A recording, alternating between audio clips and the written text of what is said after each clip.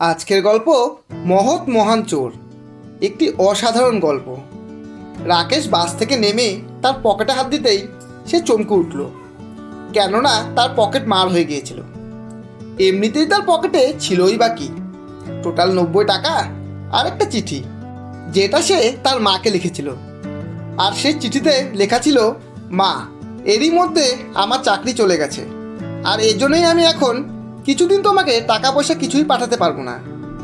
আর আমার এখন বর্তমানে কি পরিস্থিতি তুমি এতেই বুঝে নাও যে এই 90 টাকাও আমি দুদিন একবেলা করে না খেয়ে তোমায় অনেক কষ্টে পাঠাচ্ছি।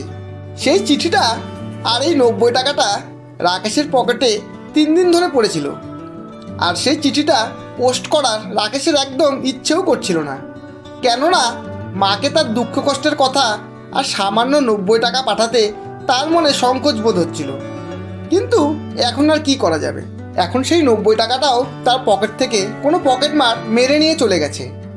এমনিতেই 90 টাকা তেমন কোনো বড় অর্থ নয়, তবুও সদ্য যার চাকরি চলে গেছে তার কাছে সেই 90 টাকাই এখন 900 টাকার থেকে কম কিছু নয়। এরপর এভাবেই বেশ কিছুদিন কেটে যায়। হঠাৎ একদিন রাকেশের কাছে তার মায়ের একটি চিঠি আসে। তখন মায়ের চিঠি পেয়ে রাকেশের চোখে জল চলে আসে, কারণ সে ভেবেছিল মা হয়তো তাকে পয়সা পাঠানোর কথা বলে চিঠি লিখেছে। কিন্তু না, মায়ের চিঠি পড়ে রাকেশ বেশ অবাক হয়ে গিয়েছিল, কেননা সেই চিঠিতে তার মা লিখে পাঠিয়েছিল, বাবু, তোর পাঠানো 1000 টাকা মানি অর্ডার আমি ঠিক সময় পেয়ে গিয়েছি। তুই আমার কত ভালো ছেলে রে, কত চিন্তা করিস আমার, নিজের মায়ের সবসময় কত খেয়াল রাখিস। আর হ্যাঁ বাবু, তোর পাঠানো পয়সা থেকে আমি আমার নিজের জন্য একটি চশমাও বানিয়ে নিয়েছি।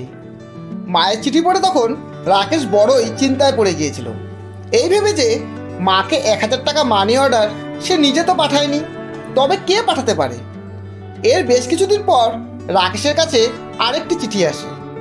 চিঠিটা খুব খারাপ হাতের লেখায় কিছু লেখা ছিল।